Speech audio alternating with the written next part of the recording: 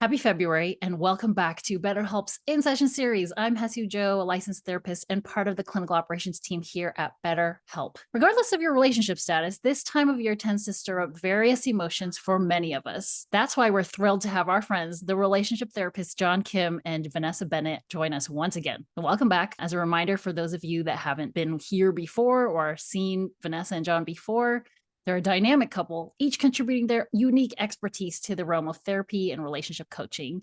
Vanessa, a licensed depth psychotherapist and co-author of the best-selling relationship book, It's Not Me, It's You, integrates Jungian, Buddhist, and yoga psychology into her therapeutic approach. She also co-hosts the Cheaper Than Therapy podcast, leads soul-based retreats, and facilitates contents for events, conferences, and leadership trainings. John, a licensed therapist and author of the bestseller Single on Purpose, is known as the angry therapist on social media. He transformed the traditional therapy model 12 years ago by embracing transparency and sharing his own story. He continues to write books, send daily texts, and rides his motorcycle into coffee shops where he helps individuals rewrite their stories with a hands-on approach. Today, as a couple, they navigate life in Altadena, California, raising a daughter, while also openly sharing their imperfect journey, offering insights into common relationship issues, and inspiring others to find, enjoy, and sustain love. To kick things off, how are you both feeling this month?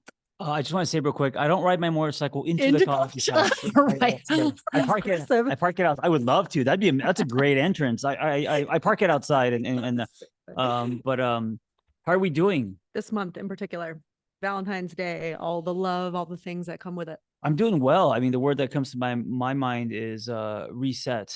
Reset. Yeah. I mean, I think personally, I'm doing well in that realm. I think it's been a good month. I think that I'm watching it uptick, the questions and the anxieties uptick on social media. I don't love how this month tends to put a magnifying glass on people's relational anxieties.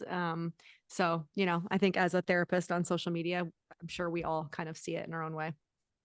Now I'm curious, what are some of those relational anxieties that you're seeing now? Are they different from different years, or is it kind of on theme? Or I think people who are single, Valentine's Day can be an unhealthy reminder that you should be in love, or you're not getting the chocolates, or amplifies the feeling of loneliness and stuff like that. So I think that can the commercialization of Valentine's Day amplifying the ticking clock and making people feel less alone. I think that can be happening as far as anxiety. Yeah, I think what I've realized actually this month, which is interesting, is I had a couple of moments where I realized that John and I have followers who are actually very different on their journeys with self and love. And so I would say within my community, I see less of the single struggle with being partnered and more of the women, especially in the community that I've kind of created, continuing to unpack and almost get more angry and more upset at how society and culture at large forces coupledom down people's throats, right? And not really being like, oh, I'm sad, I wish I were coupled, but more being like, and this is just another example, right, of why this culture kind of teaches us that partnership is baseline. So it's been interesting conversations I think I've seen. yeah. And now I can't help but want to hear a little bit more about that book. There's a poster right behind you, Single on Purpose. And I think people might benefit from hearing a little bit about what that is about. Like, what does that mean for people that don't know? Like, what do you mean being single on purpose? Yeah, I think today people have more non-negotiables, and they are willing to be self-partnered instead of being in something that isn't honest to them, or is toxic, or lukewarm. That's a really good way. So it's very different than, say, our parents. And also me being a Korean American, I'm divorced, but for my parents' generation, you don't get divorced. You stay in it, even if you're unhappy, even if it's abusive. And so today, and it's an empowering thing, we're okay being alone. And I think it's kind of the first time that we're okay being alone, Why do you think that has changed in like one generation? Oh, so Where do much. some I of these mean, changes have come from? yeah, it's not my generation, it's her generation. I think it's your generation. It's millennials, I think, that have Mhm. finally drawn a line with Sharpie instead of chalk and said, Mhm. "Hey, we're done." Kind of this idea that it stops with us, and it's across the board. It's not just with dating; it's with parenting, it's with everything. And yeah, that's I think really this decade has changed. I mean, oh my gosh, has changed so much. I think that I have a love-hate relationship with social media therapy, right? I think a lot of us do who are in this space. One of the I'll put under the love category is that it has made therapeutic concepts and this idea of, whether you call it self-betterment, self-actualization, under Jungian therapy, we would call like the path of differentiation. All of these things have become more accessible to people who might not otherwise have ever had access to them before. And Mhm. so I think, to John's point, when I look at it generationally, whether it's millennials, zillennials, right, or like those Gen Zs, I think people are really taking what they're learning and they're putting it into practice in a way that I don't think we've seen before. I also saw something really recently. This is interesting. There was a research study somebody was talking about last week that was showing that societally we've swung to more of an avoidant space. And they've Mm. been doing all this research around COVID and what that's actually done from like when you talk about attachment, but more of like a meta approach to attachment. And so people really, I don't want to say embracing being alone, but being more comfortable with it. Like you said, having more non-negotiables, but also being less tolerant in a lot of ways, which you can see as good or bad, right? Depending on what you're talking about. So I think there's a lot of things at play. Also, the big one is therapy and platforms like BetterHelp making therapy accessible. I mean, like for Yeah. my parents, you don't see a therapist unless, you are quote unquote crazy. Uh, Mhm. Today, therapy is integrated into our Right. lifestyle. It's like, going to the gym or anything is just normalized. Right. So a lot has gone on to affect this change. And now, I mean, I'm kind of walking away from this with the idea that people have options. People have the option to be there for themselves and not necessarily need to feel like being in a relationship is the only way to continue on and navigate life. Hmm. Even though that may have been a message in different cultures or different times of the past. Um, so thank you for going down that tangent with me. In this month of love episode, since we've been talking about love and whether that means love for another person, love for yourself, we're going to go deep into the nuances of relationships. So we've reached out to some of our followers and we've curated some questions that resonate with many, making this episode truly a community-driven discussion. You two have been here before and we've gotten into some really interesting conversations very specific to certain topics, especially related to your book. But now getting into some of the stuff that the people really want to know from your expertise and your wisdoms. Without further ado, let's dive right in. This first question, I'm going to imagine, is coming from someone with not as much experience. It's very broad. What are some tips that I should be considering in my first relationship? It's super Mm. wide open for you both. Oh, the first place that I go is this idea of we talk about a lot in our book. It's not me, it's you. Is how to fight without fighting. So a lot of times we get into relationships and we feel the chemistry, the dopamine, and we think that that's going to give the relationship legs. But we never learn how to fight because no one teaches us how to fight. And, it's not about how many times we fight, it's about how we fight. And I think a lot of relationships fall apart because we don't know how to fight. Mm. And that cycle breaks the relationship over time. Yeah, I think to give this person some broad advice, or anybody listening who is kind of experimenting with getting into their first relationship, I would say, I'm going to steal a little quote from you where you always say turn your dial to curiosity. Mm. I would say really attempt to embrace this idea of being curious, because relationships at their essence are there to expand you and challenge you and help you grow. They're not actually there, unless we're talking about the relationship with like your mother, to be like emotional balm and to like feel good all of the time, right? Their purpose is to help you expand. And so if you go into it knowing that and you stay curious, then you're going to look at things like activation, differences, struggles as an opportunity for growth versus this is the at the first sniff of them, I got to bail, right? Because clearly this isn't meant to be, which kind of piggybacks of what you're saying, which is a lot of us have this idea that when we air quote find the one, it's just going to be perfect and seamless. And again, it's going to feel all the warm and fuzzies all the time. And that if we fight or disagree or get activated, that means that it's wrong. And that's not true, right? And so, I mean, I'm not saying, tolerate bad behavior, but what I'm saying is don't bail the second things get a little bit prickly, because there might be a lot of growth that's in that, I really like that perspective of remembering that relationships are here to help us grow. Because I do think I hear a lot of people entering a first or an early relationship with the idea that this is how I'm not going to feel lonely anymore. Right. Or this is how I'm going to feel loved because I don't know how to love myself. And I think that's young love. I think that's in our 20s, and that's okay. We're not interested, or many of us are not interested in growth in our 20s. Growth is all about, or 20s are all about exploration but yeah, as we turn the corner, for me, it was 35. Then growth becomes important to us. And I think that's when we look at our relationships differently, where it's not just about what feels good. And I would say generationally, I actually think the 20 somethings now are a little bit different than like when you or even I was in my 20s. Yeah, that's true too. I think people going into relationships now, even in their 20s, yeah. are looking at it through these lenses. Because again, the access that we were talking about, access to the social media psychology and just therapy and all this, I'm Gen X. So in my 20s, I was just picking my nose and, stealing car skateboarding and skateboarding. Yeah. And getting ready to be angry. Getting ready to be angry. Yeah. And in my 30s, I was angry. Yeah. So yeah, those first early relationships, if we go in with the lens of this is here to help challenge me, I think that's a great thing to keep in mind, because when things get challenging, it might be a sign that things are going right? So how should I be dealing with a situationship? I felt gaslit into thinking it was a relationship, and then it's not.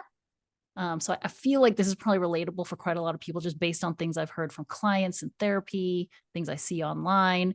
So first, this is my own thing for people that are not familiar with that term. What is a situationship? And then if you can answer that question. You want to answer what a situationship is, or you want me to? I mean, just to simplify, I think it is a type of relationship without a label. In a way, you don't know what it is. It's kind of formless, right? So no one has had the conversation on what this is or where it's going. So it's a kind of a and it's a relationship in limbo in a way, In all of my therapeutic work, I pull from a space of radical responsibility. And so, we can say, ouch, that hurt. This person may have done X, Y, and Z, and I'm on the receiving end of that. And then we quickly need to move into the space of, I was an active participant in a situationship, right? And so the questioning, it's always about coming back to self, right? The second we start to point fingers at somebody else, immediately I'm looking at people and saying, turn it back around, turn the fingers back on self, not in a way to blame, but in a way to grow, right? Because pointing fingers at somebody else isn't going to help us understand and grow for the next time, right? And so my question for this person would be, where did you participate in kind of allowing this to stay a situationship? Were you honest? Did you communicate honestly? Did you ask the question? If this person actually said to you what they wanted, did you accept that? Or did you put a hard boundary down and say, this doesn't work for me? And then did you move on? Right? Obviously not. And so I think that there's a lot, unless this person was completely lying to your face, right? Which is a whole other conversation. But I think a lot of times what I see is that that's not really what's happening. It's that we stay in things that aren't in alignment with us because we're afraid of being alone. We're afraid of rocking the boat. And then when it blows up in our face, we say, what the hell happened? This person gaslit me. And so we got to unpack a little bit of how we actually show up and take a little bit of ownership for that too, which is hard and uncomfortable. Ooh, the tough answers, the tough truth. But I think that hits it right on the head there. So it's all about the self, bringing back to self. If you find yourself questioning, like, why did this person do this thing to me? It's also, what did I do to me too? What did I do to me? Yeah. The S in situation stands for self. Yeah. Great answer there. This next question, I feel like you two and I have actually kind of talked about this a little bit in different flavors, but would love to hear your thoughts on this too. How to know if he or she or they are not the right person for me? How do I know this? And you kind of alluded to this thing of like not bailing on something when things get a little bit prickly, but also not necessarily tolerating bad behavior. And I think for a lot of people, the line between those things is very fine, almost indiscernible. So what should somebody be looking for to know whether someone's not right for them? I have a kind of a go-to answer for this that I've always been saying. And, of course, this question is unique to every couple Yeah. and situation. Yeah. So it's not as simple as what I'm going to say. But if you want an answer from me is, you have to really do as much work as you can on the differences in a relationship, and after doing so, over time, you start to find yourself breaking up with you. So the relationship container, because of whatever reason, whether it's toxic or not a good match or whatever, after you've swam past the breakers and have really looked inward and have, rolled up your sleeves and done as much as you can. And I'm the first one to say that I haven't in most of my relationships, right? After doing all of that, you are disconnected with self, right?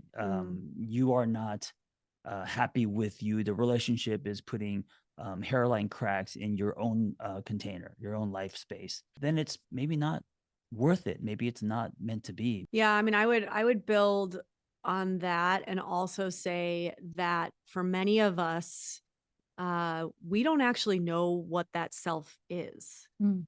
And kind of going back to what I said before about relationships are kind of here to grow us and help us evolve. I would say, and it's not about using people. I don't love the word use, but we really should be using relationships to get more in touch with us. Right. And so this idea, like John is saying about, is this relationship causing you to break up with self, right? To kind of self-abandon is what I would call it. For many of us, we're like, I have no idea. Great. Well, then use this relationship as a place to start. I hear all the time, like, oh my God, they're so amazing, but there's this one thing that's off. Or like, they're so great, but the chemistry is not there. And so I like to say, well, can you kind of roll around in this relational container for at least a few weeks and get curious about what's coming up for you internally? What types of mirrors are they turning around and having you look in? What are some of those activation points? What are some of those questions that are coming up for you? Because again, if you hit the eject button almost too soon, you kind of skip out on some really good opportunities that you can then take into the next thing, right? Because here's what, even if you're hit with somebody who walks in that is like absolutely your air quote soulmate, right? I would actually say that if you haven't done this work, to John's point, to know like, what is that container for self? You actually might miss that, or you might not be your healthiest version of yourself to actually sustain and maintain a relationship, even with your soulmate. Right. And so there's always an opportunity. I also want to give, if we're talking clouds, I want to give more of a dirt level or street level answer. And that is, what do you want in a relationship? Because, what you want today may be different than what you wanted in your 20s. In my 20s, I just wanted something to feel good and I wanted to lose myself in someone and all of that. Today at 50, I want something very different, right? So what is important to you? And you could even break it up into like values, common interest, sex and intimacy. What does all of that look like? And hopefully what you want for yourself is, I'm a big advocate of a corrective love experience. So hopefully what you want for yourself is slightly different than what you had. And so just that tweak in itself, by putting energy and effort into that, you're going to give yourself a new love experience. And, the things that we want in relationship in any time of our life, they may change again, right? These things evolve. Right. And I would even put in here, like, do you feel like you can trust this person next to you to evolve with you if your needs and your desires change? That's a big one. Yeah. And do you feel like this person is going to be someone that you can change with? Or do you no longer trust that ability is there for both of you to grow together or grow apart and then back together and have converging paths? Yeah, that's huge. I mean, do they also have a growth mindset? Yeah, right? what That's a you're big saying question. is actually one of the, I think the biggest reasons why people break up is that's not there in the relationship. So, it may be powerful. There might be a lot of chemistry. People may be having, great sex and a lot of things in common. But if they're not elastic, if people aren't growing together, then there's a shelf life. People would benefit from tuning into whether this relationship is helping their relationship with self. And if they don't know who themselves I don't know the right grammar there. You owe it to yourself to get to know who you are internally so that you can, even be in tune with whatever that is in any relationship. And knowing self is a process, and that's Yeah, forever. lifelong. Yeah, it's not like, I have to know and then go. You're going to be exploring self until you die. Yeah. So Right. the relationship container just needs to be able to hold that. Ooh, you mentioned something in passing while you were giving your response about swimming past the breakers. Now, I know people that read your book know what that means, but I imagine there are people that are going to be watching or listening to this that haven't read your book. Can you pause a little bit to explain what swimming past the breakers is?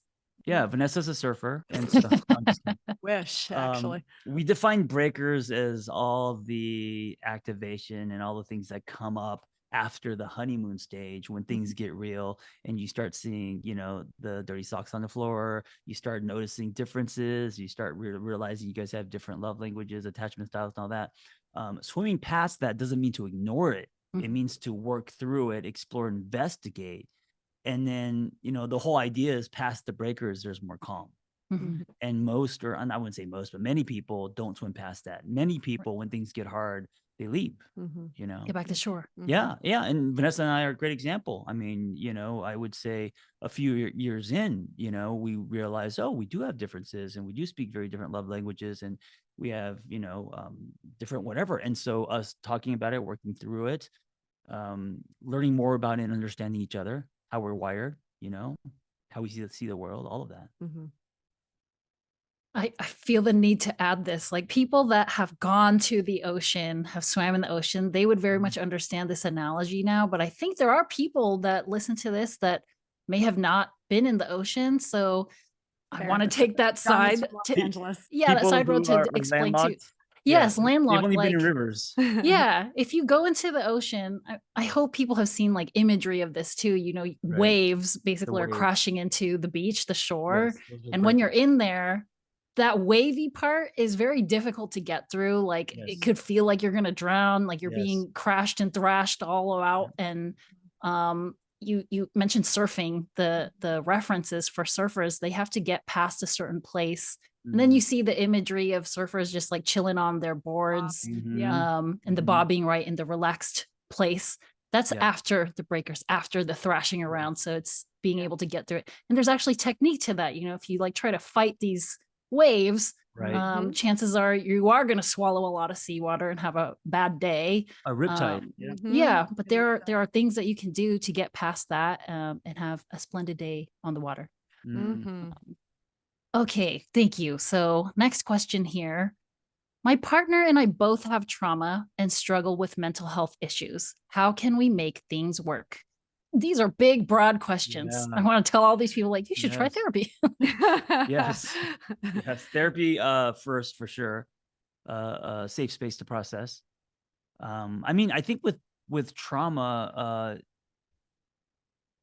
placing more weight on your nervous system and being deregulated, usually with relationships, when there's conflict and we activate each other, we go into a deregulation, and then we are Dysregulation. and dysregulation, and then we start reacting instead of responding, and then we start hurting each other, and then those can turn into breakups, right? So focusing on nervous system, focusing on a somatic work, body, instead of just logic. Yeah, I think that's a good point. I mean, I think that there's a reason why you kind of were like, yeah, therapy, right? Because that is so important. And to John's point, a lot of this, especially when we're talking trauma, depending on the level of trauma, it is somatic work, right? We do have to get in the body and out of the head. I also think that we can go back to what we just said before, which is this idea of, does the relationship container kind of have the strength to hold the activation, the fighting, the things that come up, right? Because everybody gets activated. Everybody. I don't care if we're talking capital T or lowercase t trauma, it doesn't matter. Like every single human on this planet gets activated. Now, if you have a background of capital T trauma, it's just going to be that much harder, right? As you continue to learn, to John's point about your nervous system and how to regulate it and how to work through your trigger points and your activations. And so you both have trauma. Okay. But are you both kind of in this willing to say, we're going to attempt to practice to be the safe space? So when this person's activated, am I practicing not getting, not taking it personally? Am I practicing allowing this person to have some space to kind of talk things out? And you're going to learn tips and tools and tricks that work for you. That's another thing. Like I would say, even for individuals, as you start to do this work of regulating your nervous system, you're really going to figure out what works for you and what doesn't. And so when something works for you, add it to your toolkit and keep it there, right? If something doesn't work, cool, throw it out, try something new, right? But both parties individually are responsible for creating that toolkit for themselves and then coming together within the relational container to say, like, what can we use within this to kind of help hold that space, if that makes sense. Yeah, I also want to say we need to normalize trauma. I think a lot of people think trauma means like a bad thing, right? Well, it's just, people define trauma as coming back from war or sexual assault, but everyone has trauma. I have trauma from in high school when someone stole my skateboard. Like it depends on the individual and how they and their body interprets the experience. So I don't want this couple to feel like something is wrong with them because they have trauma. We all have trauma. Mm-hmm. Yeah. I'm circling back to the initial thing that I said is like therapy, try therapy. But I'm also realizing a lot of people haven't tried therapy. So in the case of a couple that's seeking out how to make things work when they're both navigating mental health challenges, what would you say, or what generally is like the rule of thumb? What would therapists say? Like, should they get into individual therapy first on their own? Should they go into couples? Like, what do you think makes the most sense? I think my go-to is always individual first, and then going into couples. I think especially if you've never had therapy, because then you can make that space about you and your story, and not make it about the other person or conflicts, in the relationship. Yeah, I also think there's different ways that you can kind of cobble together what works for you, right? So say we're talking, there's a financial issue where we can't just both go into therapy. I mean, there's a lot of like group work, for example, that can be more cost effective, or like BetterHelp, right? Like there are ways that it can be more cost effective where, let's say, we decide that one person having like really intense individual therapy at this point in our lives is the most important, right? Maybe somebody in the relationship is actively struggling with like clinical depression, for example. Okay, let's put the resources there, and then can we get the other person and maybe the couple into some more like group type work or some things that are a little bit more cost effective. You want to kind of build a team, right? And it doesn't have to be a one size fits all. There's actually different ways that you can kind of cobble it together. And so I want people to be open to, there's various forms of therapeutic help and containers out there. It doesn't have to just look one way, which is like somebody sitting on a couch and like a therapist sitting across from them, Right. And it doesn't have to be a strictly prescribed order of events. Right. It's right. what works for you. It could be waiting at a coffee shop for a crazy Korean on his Harley crashing through the window of the coffee shop. Driving his bike into the coffee shop. Which would cause more trauma, but Yes. Would bring some excitement into somebody's life for sure. Okay. So this next question, we've definitely touched on this topic before. And I think there are some answers out there that are going to be relatable for many, but I think by and large, this is very individuated, and I'm giving you all these disclaimers, all these things, but I'll just get to the question. How do you know when it's time to separate? And this question asker is also giving some context, has been in a 15 plus years of marriage relationship, and they have a young toddler. Again, such a complex, multi-layered, obviously situation. There's no one go-to answer. There's no blanket answer for this. The first thing that comes to my mind is I think many people stay in it just for the kids, right? And I get it. We have a 4-year-old. I mean, yeah, of course you're going to consider your child, but a lot of people white knuckle love and are in things that they know isn't working, and they're not honest with themselves, just because they're afraid that the separation is going to hurt the child in some way. And so that's my first thing is, as the child grows up, the child's going to actually have more respect for the parent who did something that felt honest to them than was in something like a lot of our parents who stayed in something and, slept in separate bedrooms and really had a lot of anger, resentment, and you could feel the energy. Because then as they grow up, they're going to look back and be like, why don't you guys just go be happy? Well, we did it for you. And it's like, So that's one piece is when you have children, of course, consider them, but don't be in something only for your child or children. Jung has this famous quote that the greatest burden that a child can carry is the unlived life of the parent. I remember that. I love that quote. That's such a great quote. And research actually also backs this up. Like staying, air quote, for the kids is not a good enough reason to stay, because actually it can create more damage to the children than leaving and being healthy or ending something that's not satisfying. Right. Also, what hits me is the example that you are setting. So you're telling your child that this is what love looks like. This is what love looks like. Just stay in it, and even if it's not honest to you or it's abusive or toxic, if you have a child, you just suffer through it.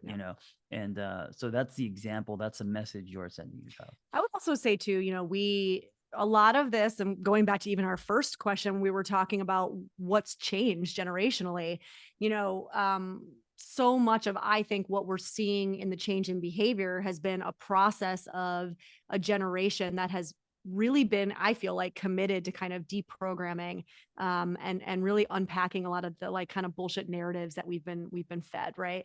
And so one of those narratives is that longevity in some way is an indicator of success in a relationship. And I would say that is 1000% bullshit. Like there's no other way to say it. It's bullshit. Right. And I know people who have had the shortest lived situations that have been amazing and transformative and have been impactful and meant so much. And I know people who have been in 15-year relationships and 10 of those 15 years have been absolute misery. Right. And so I think we got to really get out of this mindset that, oh, well, it's been 15 years. Yes. Listen, I'm not saying it's not hard.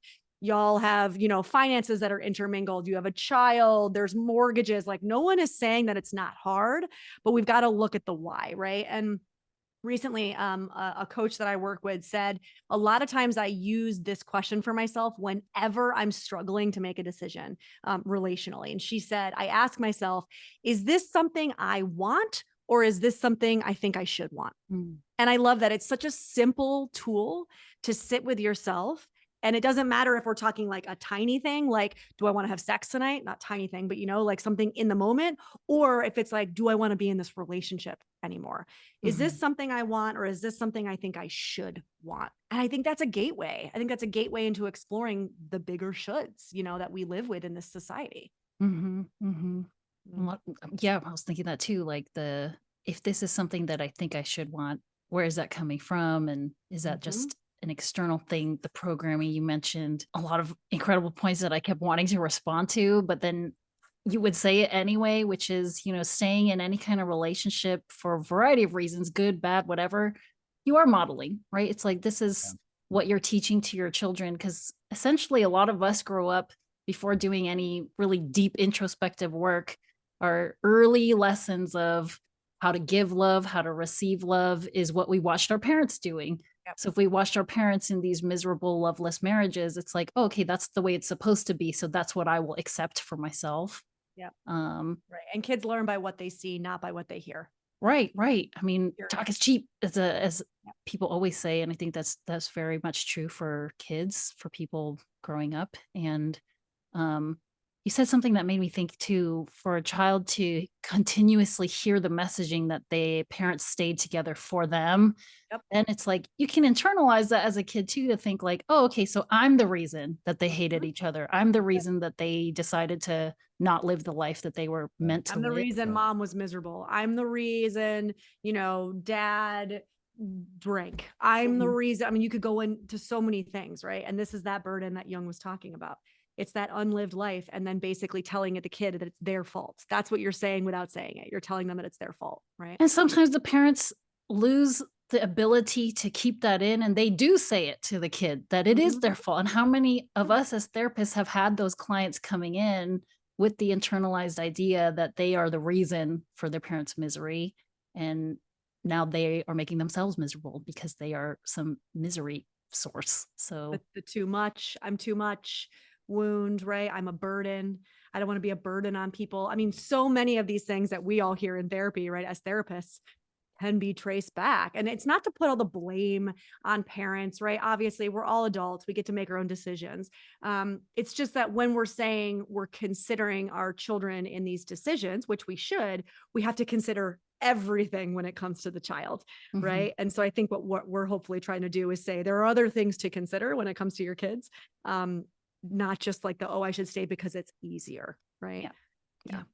I also, it reminds me of when I was growing up, my dad, old school Korean, used to always tell us when we were kids, 9, 10, 11, we came to America for you. Yes. We came here to give you an education. So go get the straight A's, and it was kind of his way of passive aggressively trying to get us to study harder or be obedient. Success or whatever. And of course, they didn't come just for us. They came for them too, And so as a 10-year-old to then internalize that and say, oh, the pressure that I am carrying as a kid, they came here for us is unhealthy. It's too much for a kid.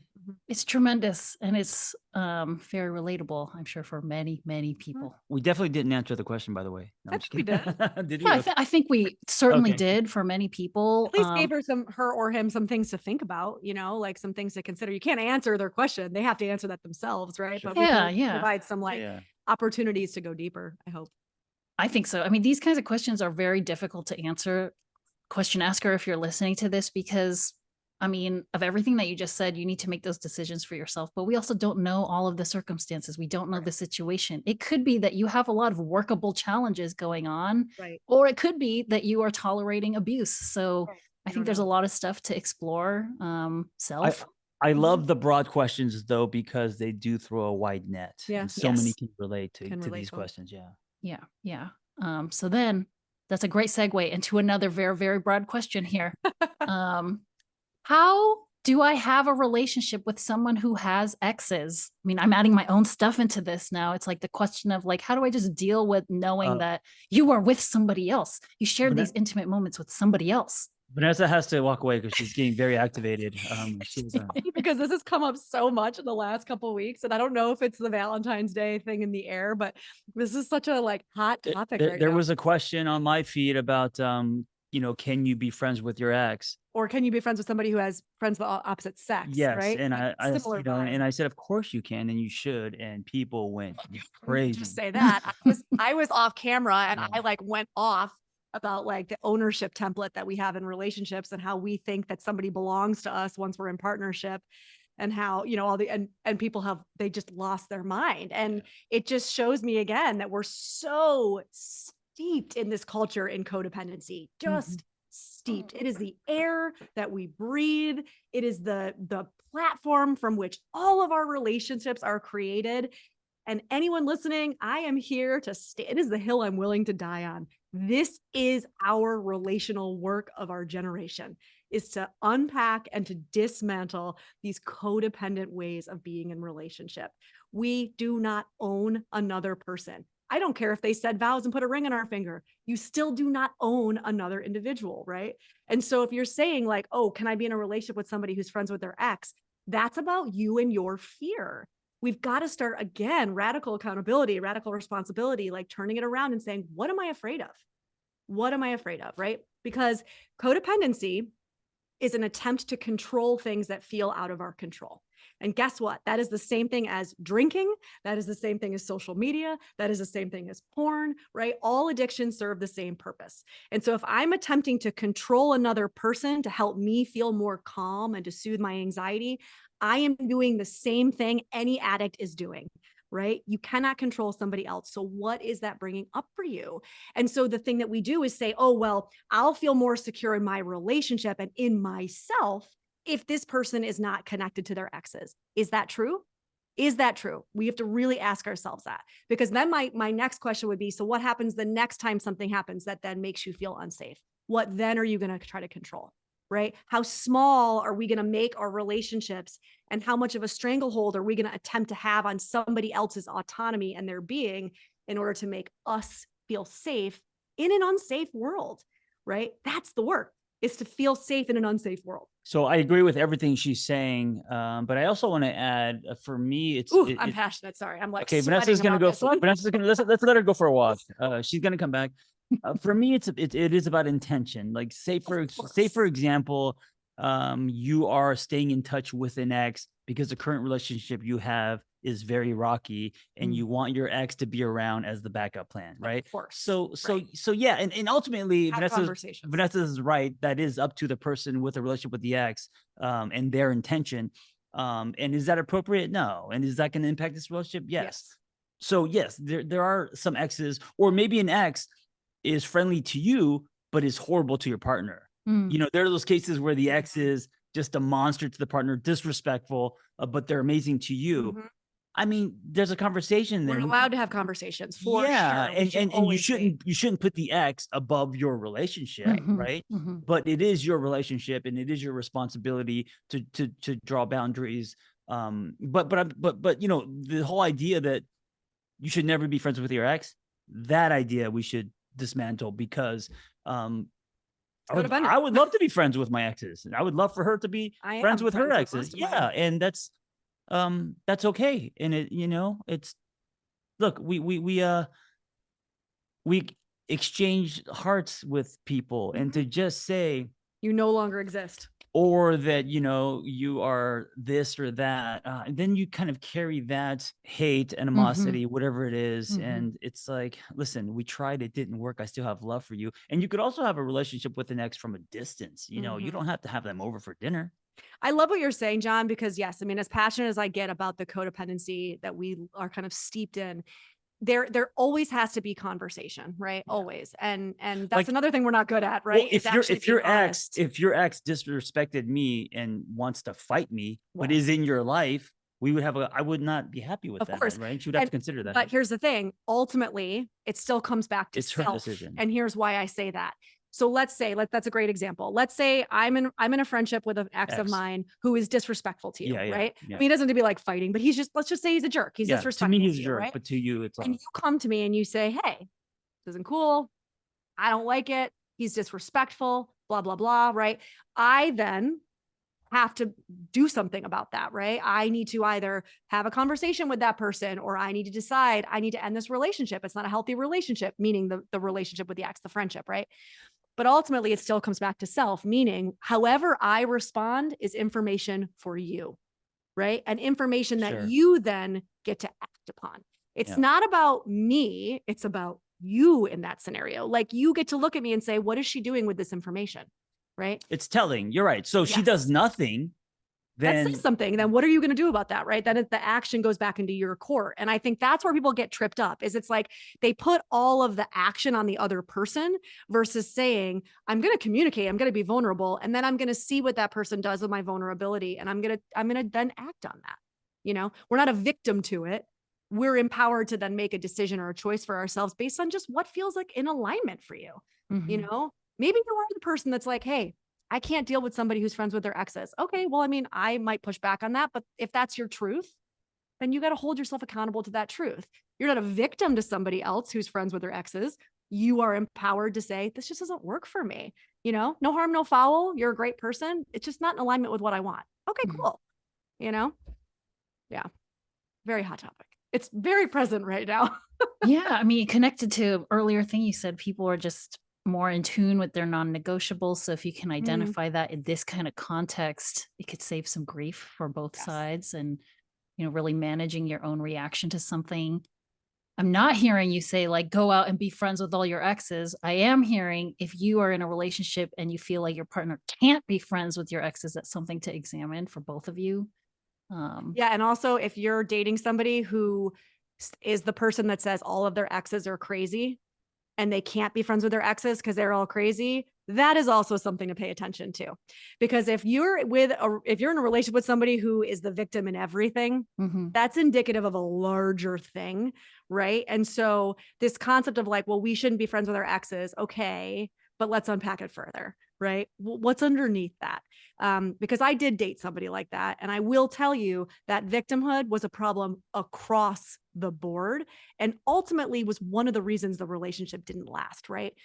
So you want somebody who can take accountability. So if they're like, I'm not friends with my exes because they were all crazy, that to me shows somebody who has a hard time taking responsibility and accountability, right? Which we always have accountability in relationships ending, every one of us, you know? Yes. That can be, I think, translated to so many other contexts, right? It's not just Right. Totally. This person I'm dating says all their exes are crazy. It's like we meet people that say like, oh yeah, I can't be friends with women. And it's like, a lot of them will wonder. Well, that's another one. Oh, Yeah. yeah. You like if you're a man, you can't be friends with women. It's impossible. It's like, what are you talking about? I'm always like, or if you're a woman, you can't be friends with men. Yeah. It's like, or whatever. Yeah. Or even women saying they can't be friends with women. I think a lot of other women raise their eyebrows like, what does that mean about you? So does that mean that when we find someone we want to love, we're supposed to have no friends? Well, that's what a lot of people. You're only supposed to want your partner. Yeah, and that's it. Yeah, just create an island. Yeah. Yes, create an island. Never get past any breakers. Just stay on the island together. Yeah, that's definitely not the Blue Lagoon. No. For people that are unsure, we were just joking there. Do not take us. Yes. Gotta have a sense of humor sometimes about the very tricky realm of relationship. Right. Okay, so I have a couple more questions here. This one's very interesting. And I think you'll have some interesting things to say for this one. How can I find out what attachment style I have? Well, I mean, black and white. Yeah, I mean, I think for me is when does the anxiety come up? So I swing toward anxious. Vanessa swings toward avoidant. What is your response to the anxiety? So this is exaggerated, but for me, it's clingy, holding on to her. For her, it's pushing me away, wanting to be alone.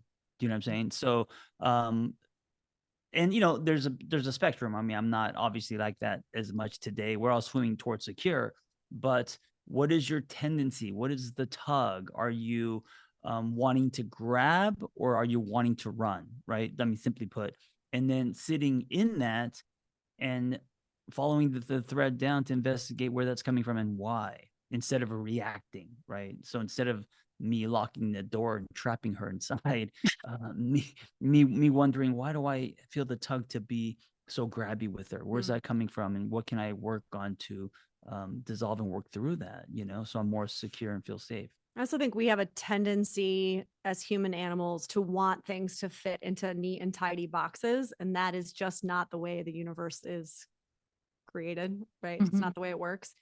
So to John's point, it is a spectrum. Not only is it a spectrum, but you're not fixed. So I might show up in my relationship with John in more of an avoidant space, but I might show up in one of my relationships with a friend of mine in more of an anxious space.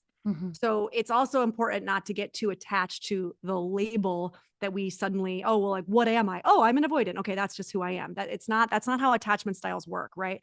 And to John's point, it's more about questioning in the individual relationships, not blanket statement. When vulnerability activates me, how do I respond? Right? Or is my greatest fear in this relationship that I will be abandoned or engulfed? Right? Because if my greatest fear, or both, by the way, because you can be disorganized and actually swing both ways. It just depends on the day, right? Depends on the mood. And so if you're somebody who fears abandonment above all else, you're probably going to swim more towards that anxious side, right? If you're somebody who fears engulfment, you're going to respond through some strategies of avoidance, right? And I also think it's important for us to not kind of like demonize either side or even that, disorganized that kind of fits somewhere in the middle, and just understand that these are coping mechanisms. These are ways that we have learned to manage anxieties that come up in every relationship, right? Just like anything, can you pay attention to it? To John's point, can you follow the thread down? Can you ask yourself questions? And can you attempt to adopt and adapt to better, more healthier coping, And also talk to your partner about it. So doing this together as a we exploration instead of just solo, I think that can make the couple feel closer and understand each other more. Yeah. I really liked what you said about not getting attached to these attachment styles. I think attachment styles is something I've seen a lot of all the time. online these days. And it's one of many examples of this access to psychology information that people really grab onto without really considering the dynamic nature of these things, that your personality even is not fixed. I'm thinking of like MBTI also. And some people really hang on to this stuff and think like, oh, well, I saw this thing online that says we're not compatible because of your personality type. So we cannot move forward with this. So I'm glad that you're calling that out, that you don't need to, think that you have one attachment style and that you're doomed to whatever all the online articles are saying about. We always need to get curious whenever we find ourselves wanting to put anything into a black and white, all or nothing space. Because the universe is created with nuance, period. Right. And so if we find ourselves in a space of black and white, all or nothing, it's important to ask ourselves what else could be true, always, in every situation. Right. Because that fixed state, again, another way that we attempt to control the uncontrollable, make ourselves feel safe. It's fleeting. And it doesn't actually provide that inner safety. Yeah. What else could be true? And then I know we have been talking for quite some time, so I just have one more question from an asker here. How do I keep a relationship when I fear intimacy, in parentheses, sex, but I don't want to lose my virginity? So here's a specip one. Read it again. How do I keep How to keep a relationship when I fear intimacy, sex, but I don't want to lose my virginity? So it sounds like this person obviously has not had sex at this point in their lives. I don't love the concept of virginity, but has not had sex yet. They're holding on to it. Maybe they're holding after they on get to married it, or something. Which is, again, whatever suits you is fine, as long as it's what you want and not what you think you should want. Express it. And you need to be honest and communicate it. And so there are many ways that you can be intimate with people. And intimacy does not necessarily mean sex, right? I think they're convoluted. Like we've somehow connected these two. It's not the same thing. You can be in close connection with another person and not be sexual with them. And if that's something that's important to you, then you need to express that. And if that person doesn't respect that, going back to, again, you're not a victim of somebody, you have the power to walk away. You have a power to say, okay, this doesn't work for me. You're pressuring me. And I've been clear about what I'm willing or not willing to do. That being said, it is hard when there are feelings and love and all Of that. course. Yeah, it's very difficult. But yeah, at the end of the day. But if it's a non-negotiable for you and you know that, then you need to express that and hold yourself to it, Yeah. And the other person needs to respect it. And if they don't, then you get to make a choice based on that information that they're giving you. Right. This person asking, I'm even wondering, like, if you're asking this question, perhaps it means you're feeling some pressure to do something to keep the relationship. Yeah. Either with self or your partner is pressuring you. Yeah. And if the relationship can only be kept if you are being kind of cornered into doing something you don't really want to do, it's kind of like tying into the answer of how do I know if I need to keep this relationship or when is it time to leave? The person asking this may consider rewinding and listening to the answer to that question again. Somebody who pressures you to do anything that you don't want to do, that's indicative of a larger personality type or structure in a relationship.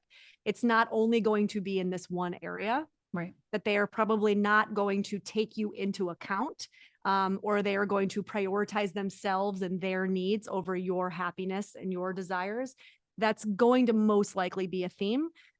So don't think for a second that it's going to be just in this one area.